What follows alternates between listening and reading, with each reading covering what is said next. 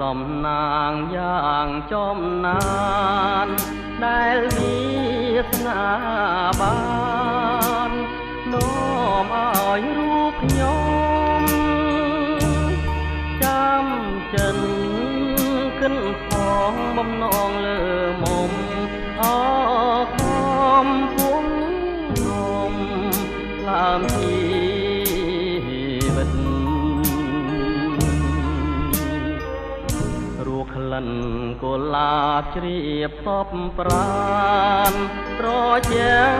ព្រៀបបាននឹងទឹកអមរិតកែវអើយសូមស្ងួននួននាងអាណិតស្រោចស្រង់ជីវិតដោយប្រណីសូមសច្ចាចំពោះ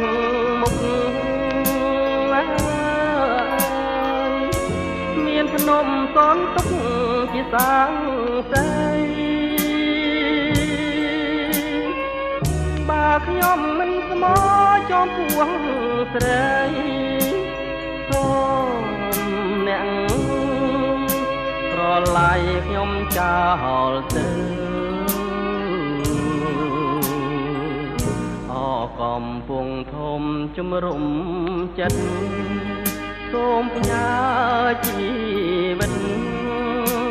រឿងពិតនឹងទៅសូមស្ទឹងព្រៃប្រងជួយចែជើងរូបទៅឲ្យខ្ញុំជាគូ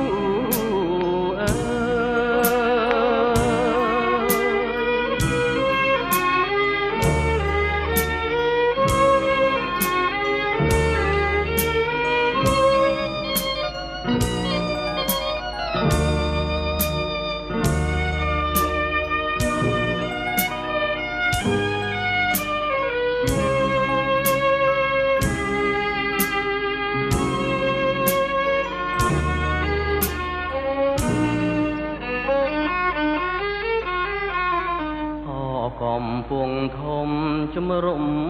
ចិត្តសូមផ្ញើជីវិត